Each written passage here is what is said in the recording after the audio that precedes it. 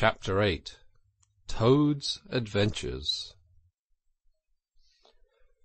When Toad found himself immured in a dank and noisome dungeon, and knew that all the grim darkness of a medieval fortress lay between him and the outer world of sunshine and well-metalled highroads, where he had lately been so happy, disporting himself as if he had bought up every road in England, he flung himself at full length on the floor, and shed bitter tears, and abandoned himself to dark despair. "This is the end of everything," he said. "At least, it is the end of the career of Toad, which is the same thing. The popular and handsome Toad, the rich and hospitable Toad, the Toad so free and careless and debonair. How can I hope to be ever set at large again," he said, "who have been imprisoned so justly for stealing so handsome a motor-car in such an audacious manner, and for such lurid and imaginative cheek bestowed upon such a number of fat, red-faced policemen?" Here his sobs choked him. "Stupid animal that I was," he said. "Now I must languish in this dungeon till people who were proud to say they knew me have forgotten the very name of Toad. Wise old badger," he said. "Oh, clever, intelligent rat and sensible mole. What sound judgments, what a knowledge of men and manners you possess! Oh, unhappy and forsaken Toad!" With lamentations such as these he passed his days and nights for several weeks, refusing his meals or intermediate light refreshments, though the grim and ancient jailer, knowing that Toad's pockets were well lined, frequently pointed out the many comforts, and indeed luxuries, could by arrangements be sent in, at a price, from outside. Now the jailer had a daughter, a pleasant wench and good-hearted, who assisted her father in the lighter duties of his post. She was particularly fond of animals, and besides her canary, whose cage hung on a nail in the massive wall of the keep by day, to the great annoyance of prisoners who relished an after-dinner nap, and was shrouded in an antimacassar on the parlour table at night, she kept several piebald mice and a restless revolving squirrel. This kind-hearted girl, pitying the misery of Toad, said to her father one day, "Father, I can't bear to see that poor beast so unhappy and getting so thin. You let me have the managing of him. You know how fond of animals I am. I'll make him eat from my hand and sit up and do all sorts of things." Her father replied that she could do what she liked with him. He was tired of Toad and his sulks and his airs and his meanness. So that day she went on her errand of mercy and knocked at the door of Toad's cell. "Now, cheer up, Toad," she said coaxingly on entering, "and sit up and dry your eyes and be a sensible animal, and do try and eat a bit of dinner. See, I brought you some of mine, hot from the oven." It was Bubble and Squeak between two plates, and its fragrance filled the narrow cell. The penetrating smell of cabbage reached the nose of Toad as he lay prostrate in his misery on the floor, and gave him the idea for a moment that perhaps life was not such a blank and desperate thing as he had imagined. But still he wailed and kicked with his legs and refused to be comforted. So the wise girl retired for the time, but of course a good deal of the smell of hot cabbage remained behind, as it will do, and Toad, between his sobs, sniffed and reflected, and gradually began to think new and inspiring thoughts. of chivalry and poetry and deeds still to be done, of broad meadows and cattle browsing in them, raked by sun and wind, of kitchen gardens and straight herb borders, and warm snapdragon beset by bees, and of the comforting chink of dishes set down on the table at Toad Hall, and the scrape of chair legs on the floor as everyone pulled himself up close to his work. The air of the narrow cell took on a rosy tinge. He began to think of his friends, and how they would surely be able to do something; of lawyers, and how they would have enjoyed his case; and of what an ass he had been not to get in a few; and lastly he thought of his own cleverness and resource, and all that he was capable of, if only he gave his great mind to it, and the cure was almost complete. When the girl returned some hours later, she carried a tray with a cup of fragrant tea steaming on it, and a plate piled high with very hot buttered toast, cut thick, very brown on both sides, with the butter running through the holes in it in great golden drops, like honey from the honeycomb. The smell of that buttered toast simply talked to Toad, and with no uncertain voice, talked of warm kitchens, of breakfast on bright frosty mornings, of cosy parlour firesides on winter evenings when one's ramble was over and slippered feet were propped on the fender, of the purring of contented cats and the twitter of sleepy canaries.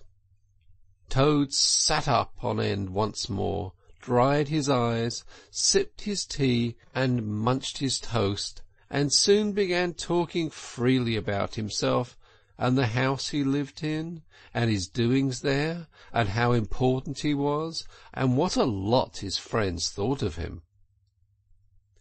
The gaoler's daughter saw that the topic was doing him as much good as the tea, as indeed it was, and encouraged him to go on.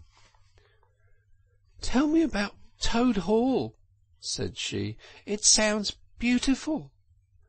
"Toad Hall," said the Toad proudly, "is an eligible, self-contained gentleman's residence, very unique, dating in part from the 14th century, but replete with every modern convenience. Up-to-date sanitation, 5 minutes from the church, post office, and golf links, suitable for—" "Oh, bless the animal," said the girl, laughing. "I don't want to take it. Tell me something real about it. But first, wait till I fetch you some more tea and toast." She tripped away, and presently returned with a fresh trayful, and Toad, pitching into the toast with avidity, his spirits quite restored to their usual level, told her about the boat-house, and the fish-pond, and the old walled kitchen garden, and about the pigsties and the stables, and the pigeon-house and the hen-house, and about the dairy and the wash-house, and the china cupboards and the linen-presses. She liked that bit especially, and about the banqueting hall and the fun they had there when the other animals were gathered round the table, and Toad was at his best, singing songs, telling stories, carrying on generally. Then she wanted to know about his animal friends, and was very interested in all he had to tell her about them, and how they lived, and what they did to pass their time. Of course she did not say she was fond of animals as pets, because she had the sense to see that Toad would be extremely offended. When she said good night, having filled his water-jug and shaken up his straw for him, Toad was very much the same sanguine, self-satisfied animal that he had been of old. He sang a little song or two, of the sort he used to sing at his dinner-parties, curled himself up in the straw, and had an excellent night's rest and the pleasantest of dreams. They had many interesting talks together after that, as the dreamy days went on, and the gaoler's daughter grew very sorry for Toad, and thought it a great shame that a poor little animal should be locked up in prison for what seemed to her a very trivial offence. Toad, of course, in his vanity, thought that her interest in him proceeded from a growing tenderness, and he could not help half regretting that the social gulf between them was so very wide, for she was a comely lass, and evidently admired him very much. One morning the girl was very thoughtful, and answered at random, and did not seem to Toad to be paying proper attention to his witty sayings and sparkling comments. "Toad," she said presently, "just listen, please. I have an aunt who is a washerwoman." "There, there," said Toad graciously and affably. "Never mind, think no more of it. I have several aunts who ought to be washerwomen." "Oh, do be quiet a minute, Toad," said the girl. "You talk too much. That's your chief fault, and I'm trying to think, and you hurt my head. As I said, I have an aunt who is a washerwoman. She does the washing for all the prisoners in the castle. We try to keep any paying business of that sort in the family, you understand. She takes out the washing on Monday morning, and brings it in on Friday evening. This is a Thursday. Now, this is what occurs to me. You are very rich, at least you're always telling me so, and she is very poor. A few pounds wouldn't make any difference to you, and it would mean a lot to her. Now, I think that if she were probably approached, squared, I believe is the word you animals use, you could come to some arrangement by which she would let you have her dress and bonnet and so on, and you could escape from the castle as the official washerwoman. You're very alike in some respects, particularly about the figure." "We're not," said the Toad in a huff. "I have a very elegant figure, for what I am." "So has my aunt," replied the girl, "for what she is. But have it your own way, you horrid, proud, ungrateful animal, when I'm sorry for you, and I'm trying to help you." Yes, that's all right. Thank you very much indeed," said the Toad hurriedly. But look here. You wouldn't surely have Mr. Toad of Toad Hall going about the country disguised as a washerwoman?" "Then you can stop here as a toad," replied the girl with much spirit. "I suppose you want to go off in a coach and four." Honest Toad was always ready to admit himself in the wrong. "You're a good, kind, clever girl," he said, "and I'm indeed a proud and stupid Toad. Introduce me to your worthy aunt, if you will be so kind, and I have no doubt that the excellent lady and I will be able to arrange terms satisfactory to both parties." Next evening the girl ushered her aunt into Toad's cell, bearing this week's washing pinned up in a towel. The old lady had been prepared beforehand for the interview, and the sight of certain golden sovereigns the Toad had thoughtfully placed on the table in full view practically completed the matter, and left little further to discuss. In return for his cash, Toad received a cotton print gown, an apron, a shawl, and a rusty black bonnet, the only stipulation the old lady made being that she should be gagged and bound and dumped in a corner. By this not very convincing artifice, she explained, aided by a picturesque fiction which she could supply herself, she hoped to retain her situation, in spite of the suspicious appearance of things. Toad was delighted with the suggestion. It would enable him to leave the prison in some style, and with his reputation for being a desperate and dangerous fellow untarnished. And he readily helped the gaoler's daughter to make her aunt appear as much as possible the victim of circumstances over which she had no control. "Now it's your turn, Toad," said the girl. take off that coat and waistcoat of yours. You're fat enough as it is." Shaking with laughter, she proceeded to hook and eye him into the cotton print gown, arranged the shawl with a professional fold, and tied the strings of the rusty bonnet under his chin. "You're the very image of her," she giggled, "only I'm sure you never looked half so respectable in all your life before. Now, good-bye, Toad, and good luck. Go straight down the way you came up, and if anyone says anything to you, as they probably will, being but men, you can chaff back a bit, of course, but remember, you're a widow woman, quite alone in the world, with a character to lose."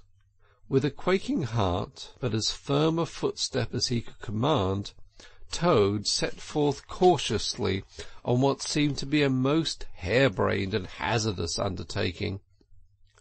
But he was soon agreeably surprised to find how easily everything was made for him, and a little humbled at the thought that both his popularity and the sex that seemed to inspire it were really another's. The washerwoman's squat figure in its familiar cotton print seemed a passport for every barred door and grim gateway. Even when he hesitated, uncertain as the right turning to take, he found himself helped out of his difficulty by the warder at the next gate, anxious to be off to his tea, summoning him to come along sharp and not to keep him waiting there all night.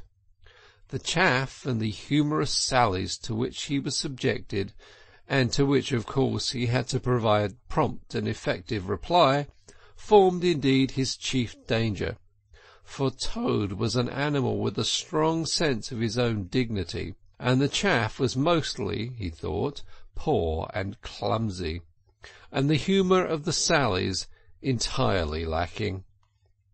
However, he kept his temper, though with great difficulty, suited his retorts to his company and his supposed character, and did his best not to overstep the limits of good taste. It seemed hours before he crossed the last courtyard, rejecting the pressing invitations from the last guard's room, and dodged the outspread arms of the last warder, pleading with simulated passion for just one more last farewell embrace. But at last he heard the wicket gate in the great outer door click behind him, felt the fresh air of the outer world upon his anxious brow, and knew that he was free. Dizzy with the easy success of his daring exploit, he walked quickly towards the lights of the town, not knowing in the least what he should do next, only quite certain of one thing, that he must remove himself as quickly as possible from a neighbourhood where the lady he was forced to represent was so well known and so popular a character. As he walked along considering, his attention was caught by some red and green lights a little way off to one side of the town, and the sound of the puffing and snorting of engines and the banging of shunted trucks fell on his ear.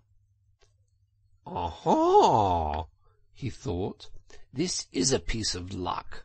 A railway station is the thing I want most in the whole world at this moment, and what's more, I needn't go through the town to get it, and shan't have to support this humiliating character by repartees which, though thoroughly effective, do not assist one's sense of self-respect." He made his way to the station accordingly, consulted a timetable, and found that a train, bound more or less in the direction of his home, was due to start in half an hour. "More luck," said Toad, his spirits rising rapidly, and went off to the booking office to buy his ticket. He gave the name of the station that he knew to be nearest to the village of which Toad Hall was the principal feature, and mechanically put his fingers, in search of the necessary money, where his waistcoat pocket should have been. But here the cotton gown, which had nobly stood by him so far, and which he had basely forgotten, intervened, and frustrated his efforts. In a sort of nightmare he struggled with the strange, uncanny thing that seemed to hold his hands. turn all muscular strivings to water, and laugh at him all the time, while other travellers, forming a little line behind, waited with impatience, making suggestion of more or less value, and comments of more or less stringency and point. At last, somehow, he never rightly understood how, he burst the barriers, attained the goal, arrived at where all waistcoat pockets are internally situated, and found not only no money, but no pocket to hold it, and no waistcoat to hold the pocket.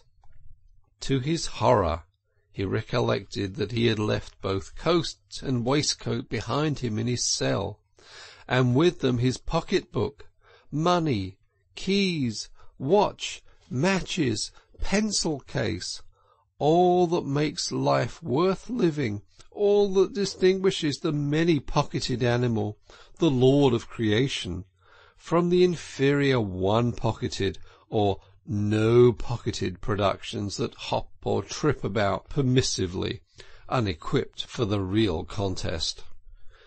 In his misery he made one desperate attempt to carry the thing off, and, with a return to his fine old manner, a blend of the squire and the college don, he said, "Look here, I find I've left my purse behind. Just give me that ticket, will you, and I'll send the money on tomorrow. I'm well known in these parts." The clerk stared at him and the rusty black bonnet a moment, and then laughed. "I should think you were pretty well known in these parts," he said, "if you tried this game on often. Here, stand away from the window, please, madam. You're obstructing the other passengers." An old gentleman who had been prodding him in the back for some moments here thrust him away, and, what was worse, addressed him as his good woman, which angered Toad more than anything that had occurred that evening. Baffled and full of despair, he wandered blindly down the platform where the train was standing, and tears trickled down each side of his nose. It was hard, he thought, to be within sight of safety and almost home, and to be balked by the want of a few wretched shillings, and by the pettifogging mistrustfulness of paid officials. Very soon his escape would be discovered. The hunt would be up. He would be caught, reviled, loaded with chains, dragged back to prison, and bread and water and straw. His guards and penalties would be doubled, and oh, what sarcastic remarks the girl would make! What was to be done? He was not swift of foot. His figure was unfortunately recognizable. Could he not squeeze under the seat of a carriage? He had seen this method adopted by schoolboys when the journey money provided by thoughtful parents had been diverted to other and better ends. As he pondered, he found himself opposite the engine, which was being oiled. A burly man with an oil can in one hand and a lump of cotton waste in the other. "Hello, mother," said the engine driver. "What's the trouble? You don't look particularly cheerful." "Oh, sir," cried the Toad, crying afresh, "I'm a poor and unhappy washerwoman, and I've lost all my money, and can't pay for a ticket, and I must get home somehow, and whatever am I to do, I don't know. Oh dear, oh dear." "That's a bad business indeed," said the engine driver reflectively. "Lost your money, and can't get home, and got some kids too waiting for you, I dare say." "Oh, any amount of 'em," sobbed Toad, "and they'll be hungry, and playing with matches, and upsetting lamps, the little innocents, and quarrelling, and going on generally. Oh dear, oh dear." "Well, I'll tell you what I'll do," said the good engine driver. "You're a washerwoman to your trade, says you. Very well, that's that. And I'm an engine driver, as you may well see, and there's no denying it's terribly dirty work. Uses up a power of old shirts, it does. till my missus is fair tired of washing 'em. If you'll wash a few shirts for me when you get home and send 'em along, I'll give you a ride on my engine. It's against the company regulations, but we're not so very particular in these out-of-the-way parts." The toad's misery turned into rapture as he eagerly scrambled up into the cab of the engine. Of course, he had never washed a shirt in his life, and couldn't if he tried, and anyhow he wasn't going to begin. But he thought, when I get safely home to Toad Hall, and have some money again, and pockets to put it in, I will send the engine driver enough to pay for quite a quantity of washing, and that will be the same thing, or better. The guard waved his welcome flag, the engine driver whistled in cheerful response, and the train moved out of the station.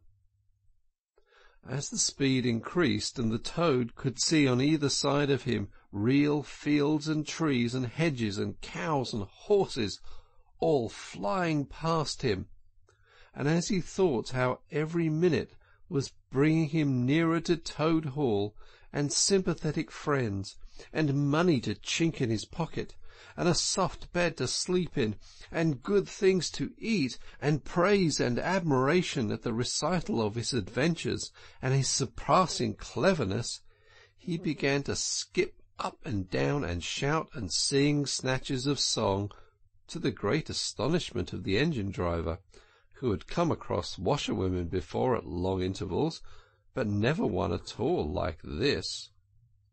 They had covered many and many a mile, and Toad was already considering what he would have to supper as soon as he got home, when he noticed that the engine driver, with a puzzled expression on his face, was leaning over the side of the engine and listening hard. Then he saw him climb onto the coals and gaze out over the top of the train. Then he returned and said to Toad, "It's very strange. We're the last train running on this direction tonight, yet I could have sworn that I heard another following us." Toad ceased his frivolous antics at once. He became grave and depressed, and a dull pain in the lower part of his spine, communicating itself to his legs, made him want to sit down and try desperately not to think of all the possibilities. By this time the moon was shining brightly, and the engine driver, steadying himself on the coal, could command a view of the line behind them for a long distance. Presently he called out, "I can see it clearly now. It's an engine on our rails, coming along at a great pace. It looks as if we was being pursued." The miserable Toad, crouching in the coal dust, tried hard to think of something to do, with dismal want of success. "They're gaining on us fast," said the engine driver, "and the engine is crowded with the queerest lot of people. Men like ancient warders waving halberds, policemen in their helmets waving truncheons, and shabbily dressed men in pot hats, obvious and unmistakable plain-clothes detectives, even at this distance, waving revolvers and walking-sticks, all waving and all shouting the same thing, 'Stop, stop, stop!'" Then Toad fell on his knees among the coals, and raising his clasped paws in supplication, cried, "Save me, only save me, dear, kind Mr. Engine Driver, and I will confess everything. I am not the simple washerwoman I seem to be. I have no children waiting for me, innocent or otherwise. I am a Toad, the well-known and popular Mr. Toad, a landed proprietor. I had just escaped by my great daring and cleverness from a loathsome dungeon into which my enemies had flung me, and if those fellows and that engine recapture me, it will be chains and bread and water and straw and misery once more for poor unhappy innocent Toad." The engine driver looked down upon him very sternly and said, Now, tell the truth. What were you put in prison for? Oh, it was nothing very much, said poor Toad, colouring deeply. I only borrowed a motor car when the owners were at lunch. They had no need of it at the time. I didn't mean to steal it, really. But people, especially magistrates, take such harsh views of thoughtlessness and high-spirited actions. The engine-driver looked very grave and said, I fear that you have indeed been a wicked Toad, and by rights I ought to give you up to offended justice. But you are evidently in sore trouble and distress, so I will not desert you. I don't hold with motor cars for one thing, and I don't hold with being ordered about by policemen when I'm on my own engine for another. And the sight of an animal in tears always makes me feel queer and soft-hearted. So, cheer up, Toad. I'll do my best, and we may beat them yet. They piled on more coals, shovelling furiously. The furnace roared, the sparks flew, the engine leapt and swung, but still their pursuers slowly gained. The engine-driver, with a sigh, wiped his brow with a handful of cotton waste and said, I'm afraid it's no good, Toad. You see, they're running light, and they have the better engine. There's one thing left for us to do, and it's your only chance, so attend very carefully to what I tell you.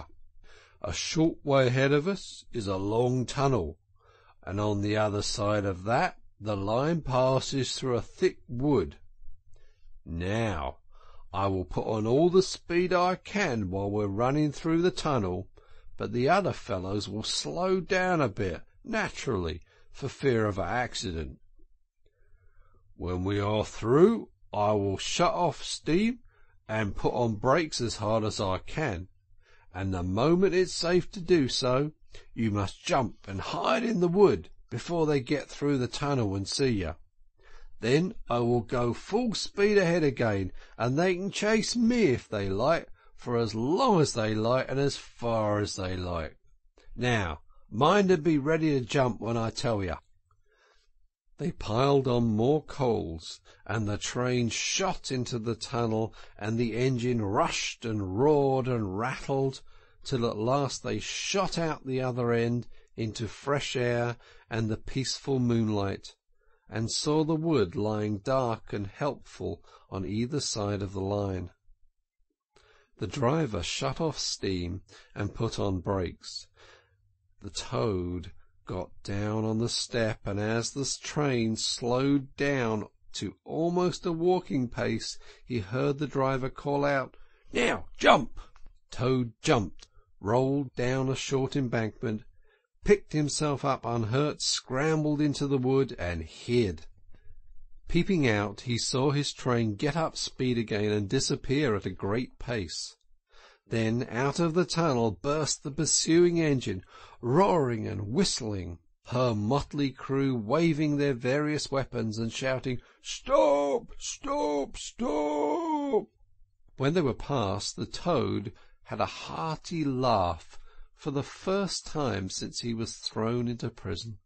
But he soon stopped laughing when he came to consider that it was now very late and dark and cold, and he was in an unknown wood with no money and no chance of supper, and still very far from friends and home, and the dead silence of everything after the roar and rattle of the train was something of a shock. He dared not leave the shelter of the trees, so he struck into the wood with the idea of leaving the railway as far as possible behind him. After so many weeks within walls, he found the wood strange and unfriendly, and inclined, he thought, to make fun of him. Nightjars sounding their mechanical rattle made him think that the wood was full of searching warders, closing in on him. An owl, swooping noiselessly toward him, brushed his shoulder with its wing, making him jump with the horrid certainty that it was a hand, then flitted off moth-like, laughing its low ho-ho-ho, which Toad thought in very poor taste. Once he met a fox, who stopped, looked him up and down in a sarcastic sort of way, and said, "Hello, washerwoman, half a pair of socks and a pillowcase short this week. Mind it don't happen again," and swaggered off, sniggering. Toad looked about for a stone to throw at him, but he could not succeed in finding one, which vexed him more than anything. At last, cold, hungry, and tired out, he sought the shelter of a hollow tree, where with branches and dead leaves he made himself as comfortable a bed as he could, and slept soundly till the morning. End of Chapter 8.